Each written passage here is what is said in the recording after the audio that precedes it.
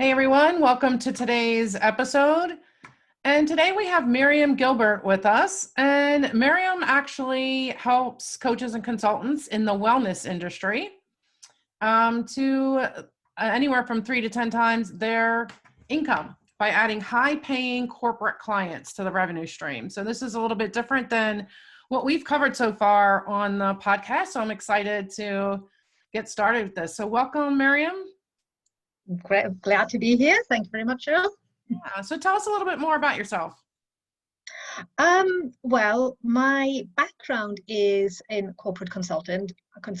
I've trained with one of the big consulting firms, and I worked for 20 odd years in corporates. But then just under 10 years ago, when I had my son, I decided that actually I don't want to do that anymore, like as an employee. So I started, like so many people, off setting up your own business. And I thought, okay, I do enjoy working with corporates. I'll become a corporate consultant and executive coach.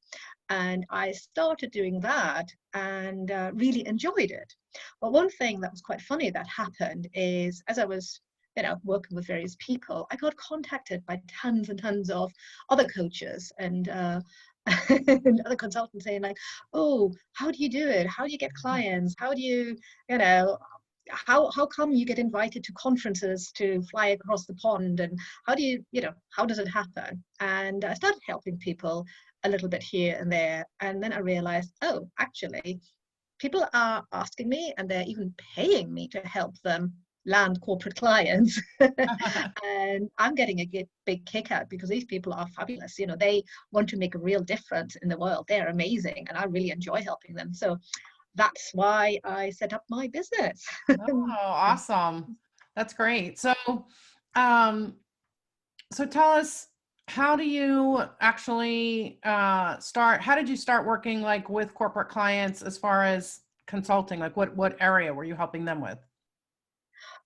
Well, my focus is, and it was at the time a bit of a odd one, but my focus was all things around making the workplace a better place. I got completely fascinated by the future of work approach, and I read some amazing books about companies they're just so different to your typical thing. They're so different to what you see in like sitcoms like The Office or so, companies who are genuinely caring about their people, companies who, they're trying to do a good thing in the world. And there's more of them than you think. So I was, there really is, I promise you there is. So I started to work with organizations that are interested in making the employee experience something that's like holistic, good experience. So that doesn't treat people like numbers, that don't, companies that don't just push people around, but actually want to look after their people in a genuine way. And I found there's quite a lot of them actually. And, they paid me. So, yay. Nice. All right. So is it pretty difficult to get corporate clients? I'm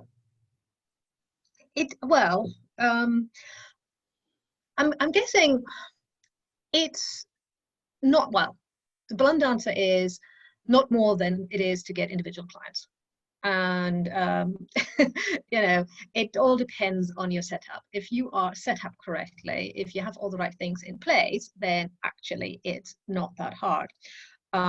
What I mean by setup is you need to have a value proposition that speaks to corporates. So you need to demonstrate that what you bring to the table is something that they want, which is a bit like, when you work with individual clients too, you need to have that.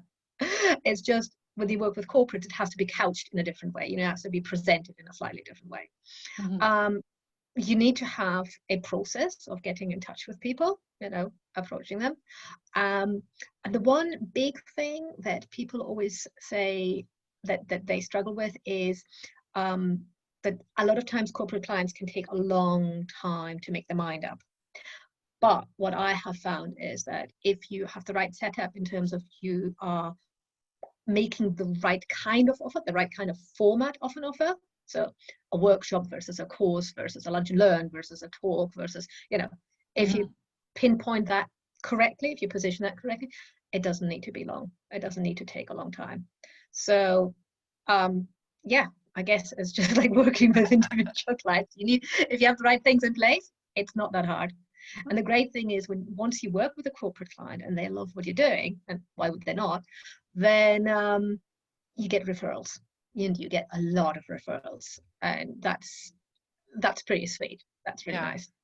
So would you say you get more1referrals on the corporate side than you would imagine on the individual side of coaching?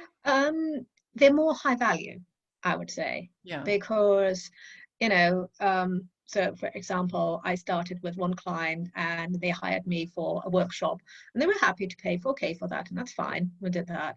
But out of that workshop, I then got over around 9 months, I got over $50,000 worth of work from that one workshop. So that's a nice, Yeah. And that was working part-time. So you get high value pretty quickly once you're in. Okay. So you don't need to get as many as you would. No, this is it. You can easily have a 6-figure business with, 10 clients, less even, depending on, the type of work you do and the type, how much you work. Okay. So would you say that that's one of the reasons why a coach would get into the coaching corporate clients?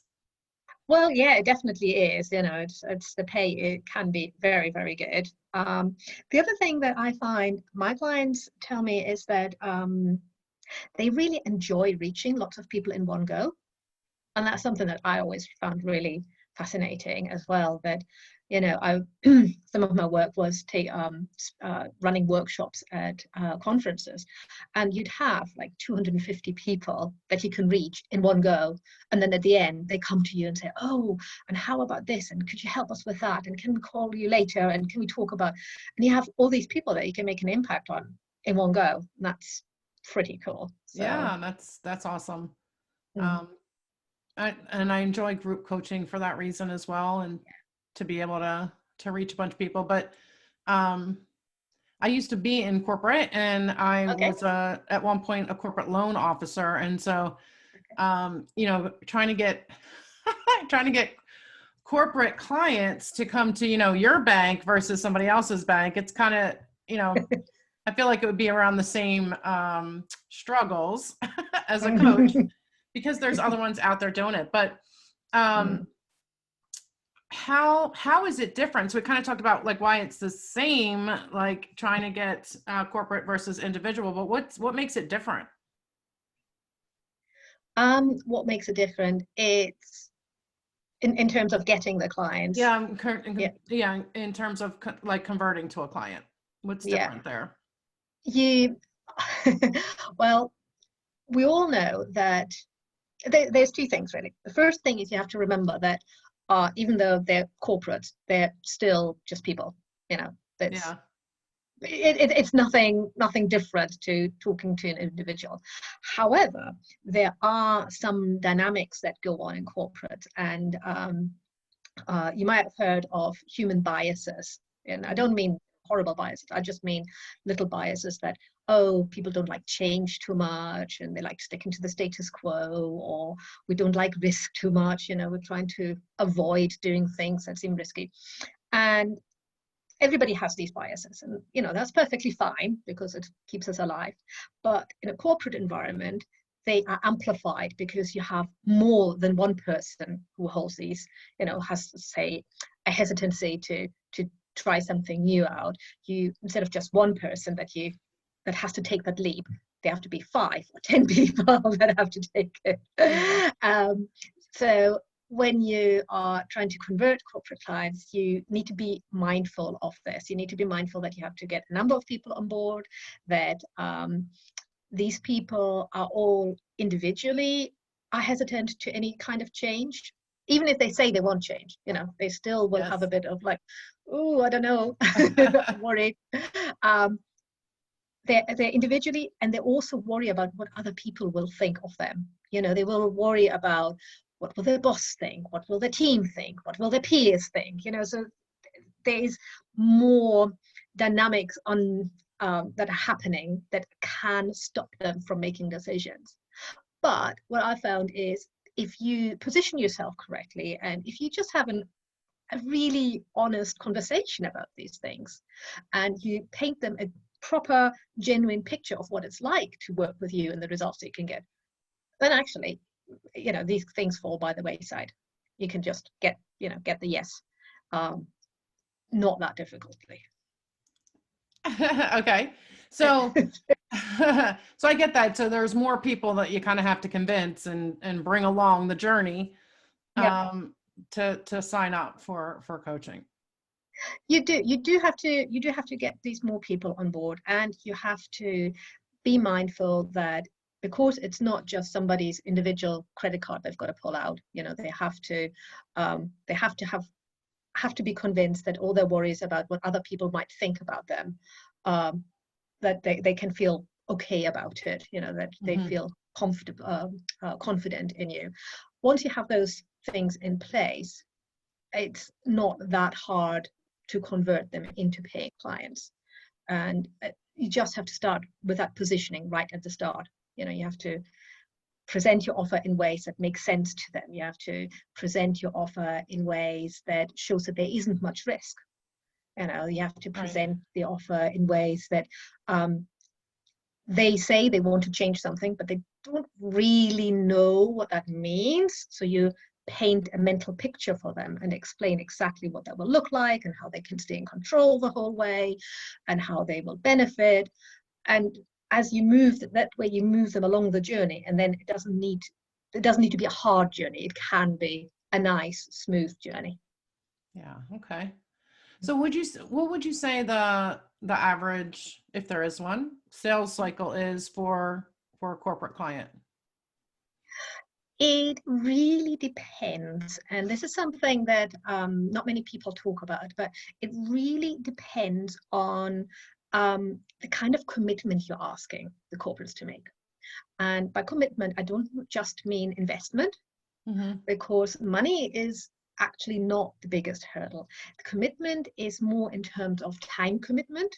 Like, are you selling a one-day workshop versus a 6-month course? That's, a big difference in commitments. It's commitment in terms of how many people you're trying to target. And it's commitment in terms of the level of hierarchy you're targeting. So, for example, one of the easiest things to sell is executive coaching. People always think, oh gosh, I can't work with an executive, like a CEO or CTO or whatever. Not, oh, I can't do that. I'm not qualified. But actually, you know what? You can. And selling to those people is actually really easy because they can make decisions. They don't have to, ask tons of people. They can just hop in and say like, okay, yeah, let's start. They can look at their diary, make a time and do it. And because executive coaching tends not to be in packages, like you say, like 6-month packages, they can say, yeah, okay, and they will try it. And if you do a good job, you'll be there 2 years later still. Right. Okay. So the corporate sales cycle, if you're looking at like a short run, is typically I'm sorry, I got lost on that. So totally my fault, spacing. So I guess what I'm trying to get across is, typically for an individual, and like you said, for executive coaching, it can be pretty quick, that sales cycle. But on the corporate side, because like you said, you take into consideration, like how many people are you pulling off of their regular duties to, go into a workshop or a training or a course or something like that. And so those are considerations that they'll look at. Yeah. And again, so for example, if you say, executive coaching is working with corporates and they will hand you on as well. That's almost a given. But say you offer a strategy workshop for the regional management team, something like that. If you position it correctly, you can easily have a sales cycle that's less than 30 days. And then, in fact, I've had sales cycles that were 4 days from not knowing these people to, oh, can you come and do this? next Monday. We're like, well, okay. So it can be quite quick. But that's because the more senior the people, the more willing and ready them to make a decision. Mm-hmm. Whereas if you say, for example, you want to run a I don't know, nutrition advice workshops for people who are now working from home, and a lot of employers are really concerned about their people in this new situation. Mm-hmm. And you want to do that for a sales team of 200 people, that'll be a longer sales cycle because it'll just be harder to organize. Okay. All right. That makes sense.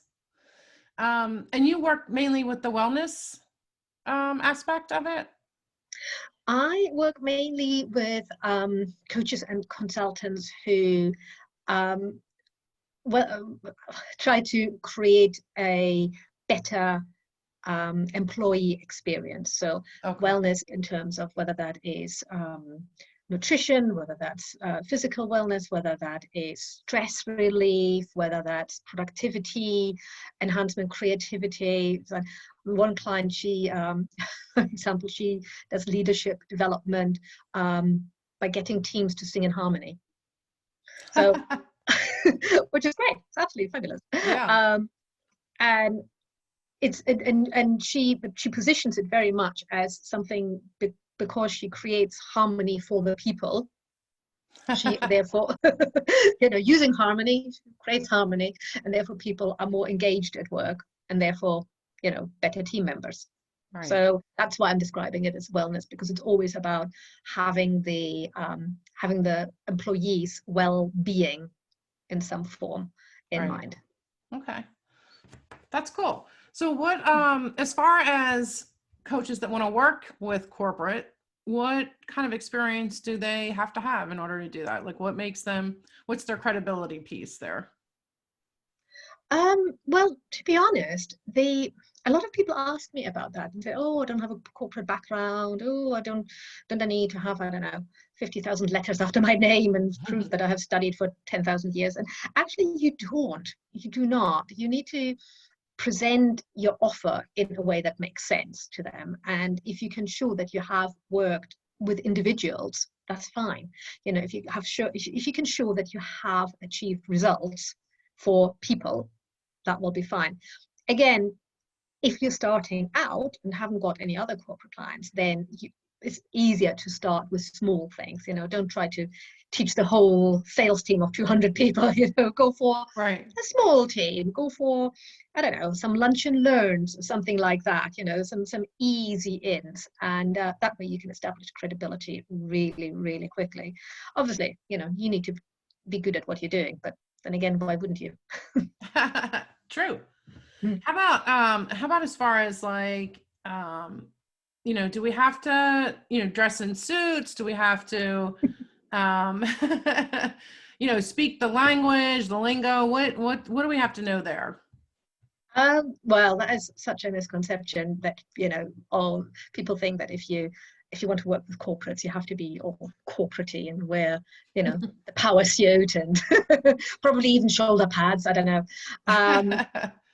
The thing is, the kind of organizations that you would want to work with as a coach and consultant, they're the smart ones. They're the ones that have moved on from all of that kind of, 1980s style. They're the ones who are looking for actual experts to come in who bring fresh insights, and they don't expect them to look like them. They want somebody who's different. Otherwise, they could do it in-house. They want somebody who comes different. And I don't have it at the moment, but for quite a while I had pink hair and then rainbow hair, and people loved it. My corporate clients, particularly in the financial services sectors, which is really old-fashioned in many ways. You still see a lot of pinstripes there, but they loved it. They thought it was brilliant, and people would come up and talk to me and actually take me even more serious, because they assumed that, wow, if she dares to be herself and stand out like that, she must be really good. Which, obviously I like to think so. Yeah. The real point is, no, you can actually be yourself, step into your whole being, and be the expert that you are without having to do any of the, power suits or anything like that. Yeah, I like that. So you can still be yourself, and actually will help you to stand out among the other people, other coaches or Absolutely. consultants. Yeah. Absolutely. And I always found that to be so much more beneficial than trying to blend in. Yeah. How about, so I've had, coaches that I've worked with have said things like, they feel like the sales cycle is longer, or they get put off by corporations saying, now's not the time, follow up in however long it is, or they want Yeah. to negotiate prices, which is, Mm, which can be yeah. stressful. So what would you say to those coaches that are experiencing that? Mm. Well, if they try to negotiate prices, then I think there is a big warning bell going off, because it sounds to me then that you've positioned yourself as a commodity, that you've positioned yourself as somebody who can be compared to others. So for example, if you just say, oh, I'm an executive coach, like, well, there's lots of executive coaches, so what makes you special? Why should I not go for somebody who's cheaper? Or if I'm a workshop facilitator, why should I take you rather than somebody who charges half the price? So it's very important to make sure you never position yourself as a commodity. You always are very specific in your outcomes, very specific in the results that you describe for your client, and you make sure that when people are saying, oh, now is not a good time, you make sure that you, in a kind way, call them on that, because there's never going to be a good time. they, they will always say, oh, we're busy with this quarter's whatever not. You can say, okay, of course you're busy. Two things: either you're still going to be busy in 6 months' time and you're probably still going to be there, or can we look at how we can fit this in? Let's have a flexible approach to this. Maybe instead of saying you do a 3-day workshop, maybe you give your same offer but in a different format that allows them to buy there and then. Because the fact is, if they're talking to you, they have a problem. They wouldn't be talking to you just because Right. you're a nice person. They are having a problem. They want that problem solved. They just haven't quite got it in their head how to have that solved, and that you should be the one solving it with them.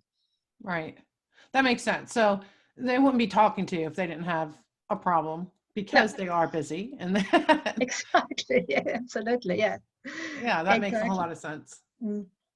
What other kind of objections have you run across, besides time and negotiating price? The biggest one I have come across and still tend to come across is when people say, oh, you don't know my people, or I don't have the right people to do this, or my people aren't ready to this, or they put the blame on somebody else, saying Right. these people, they just hate change. And this is something that I, again, in a nice way, like to call them on, because it tends to be a fallacy. It tends to be an excuse where they just haven't managed the perception and haven't managed the buy-in correctly. And I tend to offer them to say, like, look, let's find small ways how we can actually test whether that's true, whether they really don't like change, or whether that it hasn't just not been explained to them in ways that makes it appealing to them, because people want to know what's in it for them. Perfectly fine, isn't it? We Right. all like to do that. Yeah. So I tend to then just try to find some creative ways. Can you give you a little example? I was running a workshop for a client, and I always say, never force anybody to come to my workshops, because that's just the worst thing you can do. You want everybody to come of their own free will. I was like, okay. And they said, oh, a couple of weeks later, they said, like, well, but not many people have signed up. I said, yeah, okay, let's try a different approach. Say, only people who apply can come to the workshop. So you have to actually set an intention and an application. You know what? Within 3 days, we were completely oversubscribed. Because it was positioned to them as something special, as something that wasn't for everybody, that wasn't something that you would go along to it. No, it was something that was unique, special, really useful to them. And then people wanted to be part of it. Yeah, I love that. I mean, that's a good advice for coaching in general. Especially if you're doing higher ticket items, you have them apply. It first of all cuts down on your time. Having strategy sessions or what have you with people that aren't really invested in it, but also it creates that elevated experience, I think. Yeah. Yes. Yeah. Because people are then ready to actually bring them in fully, rather than looking on the phone under the table or something like that. Right. So tell me, how do you work with coaches and consultants to get corporate clients? Well, I have just launched an academy, the Landing Corporate Client Academy. I know, super sexy name. Which is it's a 6-week intensive, which combines dynamic content depending on where you are in your journey, plus coaching, like group coaching and other support. But to get people a little flavor of what it is like, is I run a Facebook group that anybody can join. And in there, I go live and I give people, people can ask questions, and I do a weekly spot of 30-minute coaching, so they can, ask any questions, and I'll try to go through as many as I can in the week. Yeah. And they can figure out if they like it. Awesome. So what is your website? My website is impactfulnesslab.com. That's all one word. And again, you can tell I'm not one for great names, but I love it. That's all that matters, right? We have to love it. Exactly. It's all about having an impact. So it's impactfulnesslab.com. I like that. And how can, besides your website, how else can people get a hold of you if they would like to further this conversation with you? Well, the easiest would probably be via Facebook. I am fairly active on there. So I'm Miriam Gilbert on Facebook. I'm Miriam Gilbert Impactfulness Lab is my page. I also do LinkedIn. Again, Miriam Gilbert. You can find me. And you can see on all of them is my getting landing corporate clients banner and things. So you can see that it's the right one. And very open to messages. Awesome. So if anybody wants to connect. All right. And you have a free gift for my audience, right? I do. Yes, absolutely. It's a short workbook which is a roadmap to working with corporate clients, and it touches on a lot of things that we discussed. And it is a self-study course, but probably takes, well, you can do it in 20 minutes or you can do it in 20 days.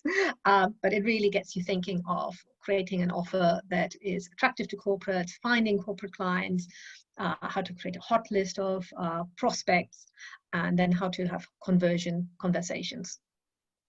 Awesome. So any final tips or suggestions for our audience? Well, I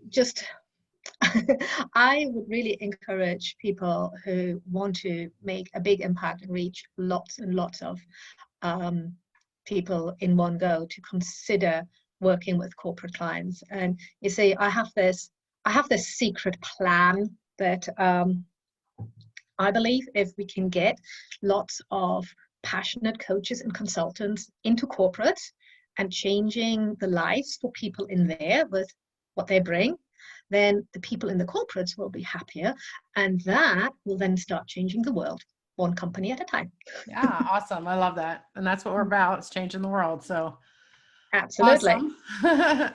Well, thank you so much, Miriam, for joining us today. I've enjoyed the information that you've given us. Hopefully, guys, you have as well. If you have any questions or you would like to continue the conversation with Miriam, you can visit her website, impactfulnesslab.com, and also find her on the social media outlets that she mentioned.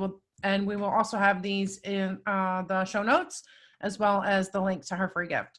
So thank you so much, Miriam, for joining us. Thank you. It was a And real pleasure to be here. Thank oh, you. I'm so glad. All right, guys, we will see you on the next episode. Thanks. Have a great day. Bye-bye.